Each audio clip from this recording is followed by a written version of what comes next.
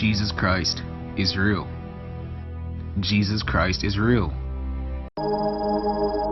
Jesus is coming.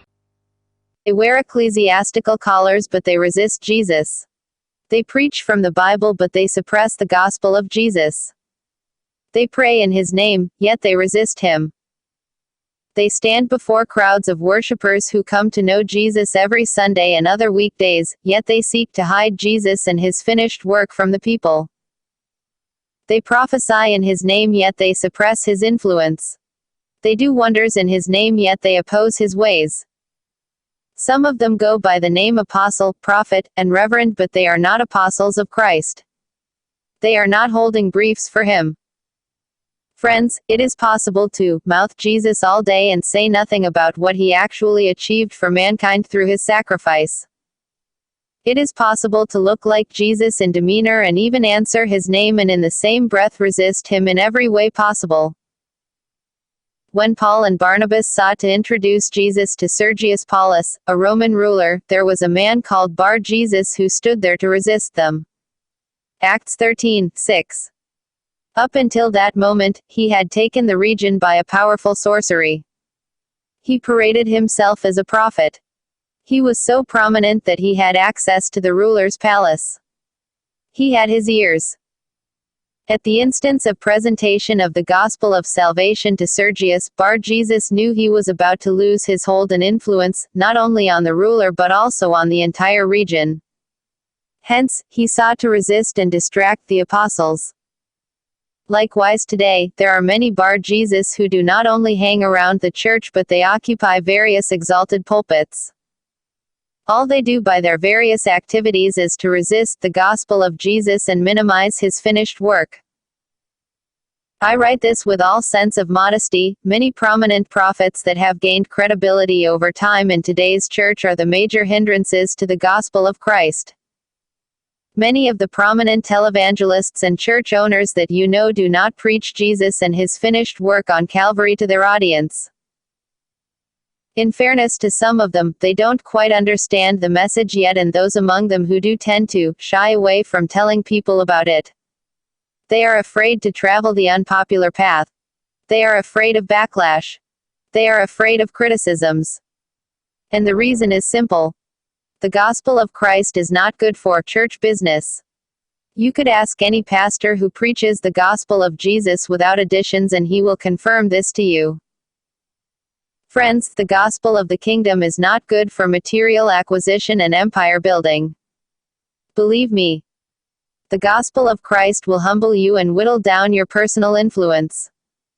Christ will increase while you decrease. The gospel of Christ will not make a celebrity of you. Rather, it would bring you persecution and disdain before men. Endeavor to search the scriptures properly and you would see that the early apostles of Christ were not celebrities of any sort or by any stretch of imagination. The world around them sneered at them and used derogatory words on them. They hated and killed them. The fact that you heard of Paul, Peter and the rest of the disciples today is because of the letters they wrote to the churches which were passed down from one generation to another through the Bible. The kind of death they suffered testifies to the fact that they weren't any close to being celebrities in their host society.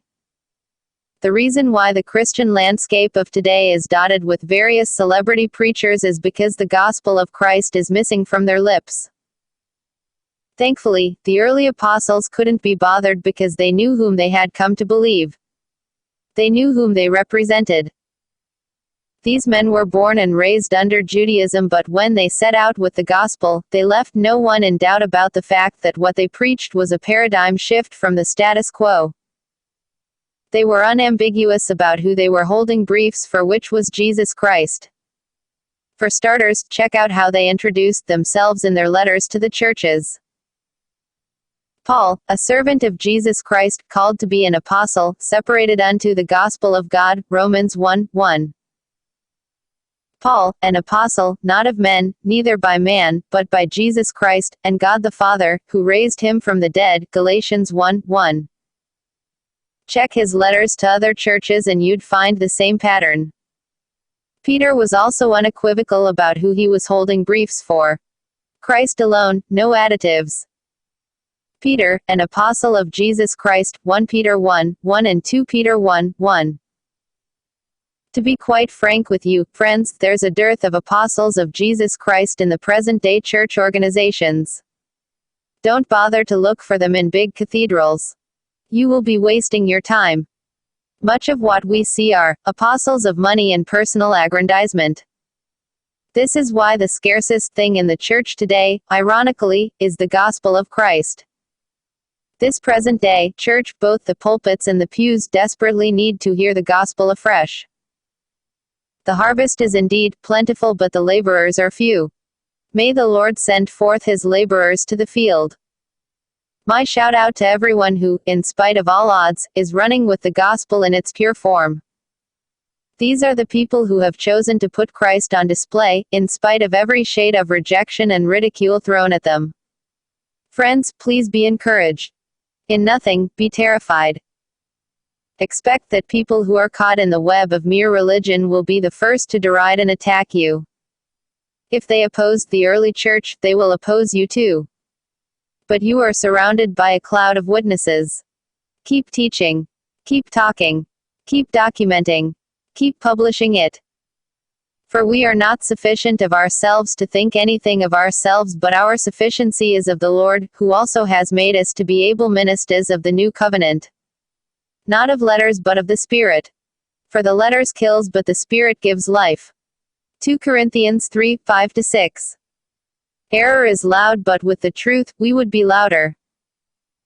May Jesus Christ bless you and all those seeking him find him now. Amen and amen.